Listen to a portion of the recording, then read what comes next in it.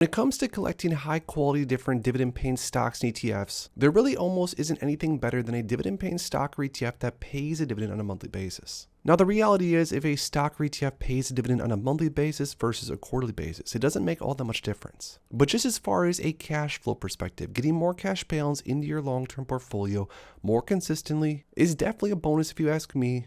Which is why throughout my long-term portfolio, as you can see right here, I own plenty of different names that pay dividends monthly. But in this video, we're going to go through a few of my all-time favorite monthly paying stocks and ETFs that I still think could be offering a long-term buy and hold opportunity as of right now. So if you love dividends and you love monthly paying dividend stocks and ETFs, stick around, drop a like down below, and let's get right into the first one. Real quick, for those that haven't already, make sure to go to the first link in my description and grab my new dividend investing ebook, where I share exactly how I went from $0 invested to now earning over $6,000 on a monthly basis and over $1 million invested in the markets. Along with the ebook, you're also going to receive my custom dividend tracker, where you can track your dividend progress on an ongoing basis and reach your dividend investing goals. So make sure to grab yourself a copy of my dividend investing ebook and the new dividend tracker today. It's the first link in my description. So number one, the first monthly paying dividend stock that is one of my all-time favorites and is one of my largest positions throughout my long-term portfolio as of right now is ticker symbol O, or Realty Income. Now, Realty Income is known as the monthly paying dividend stock and has been paying dividends monthly for several years now. Realty Income, where it sits currently, is trading in the $52 range, which is still allowing this monthly paying dividend stock to offer a well above 5% starting yield. Realty Income also has a safe dividend, which definitely helps you sleep well at night. And even though Realty Income doesn't have the fastest dividend growth of all time, Realty Income's dividend has been consecutively increasing over the last 29 years. Now, I'd be willing to bet that pretty much all of you that are watching this video already own some shares of Realty Income, but where it's trading as of right now, keep it on your watch list just in case there is a massive dip to grab some more shares above maybe a 6% starting yield level. The next monthly payer is Devo, or the Amplify CWP Enhanced Dividend Income ETF. Now, Devo is an ETF that isn't necessarily as popular as some of the other dividend payers out there, but Devo does pay a dividend every single month and does have a rock solid basket of holdings. And on top of that, Devo uses a cover call strategy to not only help with downside protection, but also allow dividend income focused investors to receive around a 4.5% starting yield, even though Devo's portfolio is made up of a lot of different stocks, a lot of different names that offer growth potential. Now, Devo's been paying dividends on a monthly basis for several years now, and with around a 4.5% starting yield, with some upside potential on top of that, Devo is definitely an ETF to look into and have on your watch list, especially if you're looking for some super high quality monthly payers, that is. The next monthly payer that is one of my all-time favorites as well, you guys have heard me talk about this one before, is ticker symbol MAN, or Main Street Capital.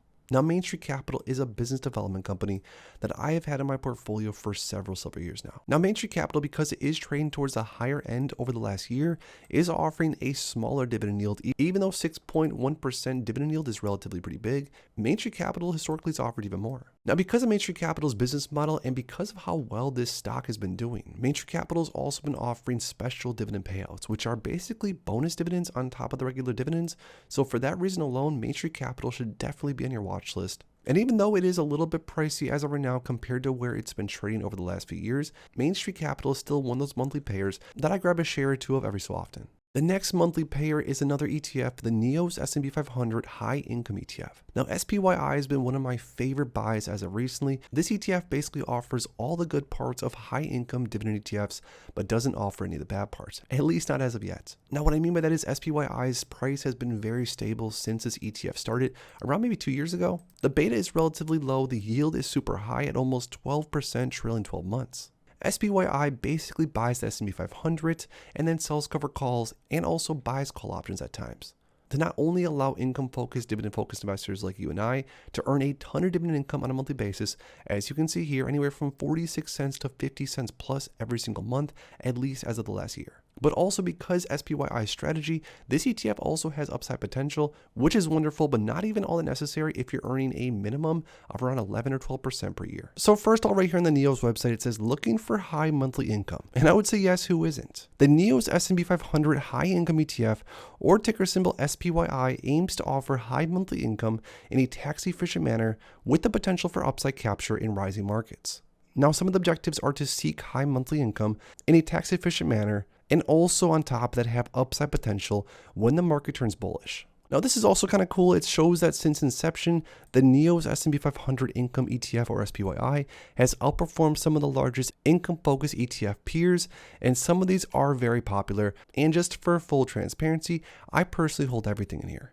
So you can see that the blue is total returns. This is dividends plus price return included. SPYI almost has a 20% total return, where XYLD has over 12%, JEPI has 16%, Devo has almost 16%, and SPY, of course, the king of all ETFs, has almost 30%. But digging a little bit deeper into this ETF, some of the negatives, I guess you could say, is the expense ratio is pretty pricey. At 0.68%, this ETF, because it's management heavy, is going to cost you a little bit more to hold on to.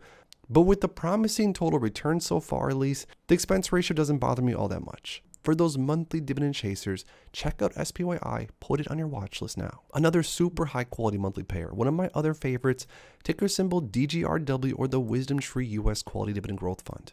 Now, DGRW is more of a growth fund. It does pay a dividend, and it does pay a dividend monthly.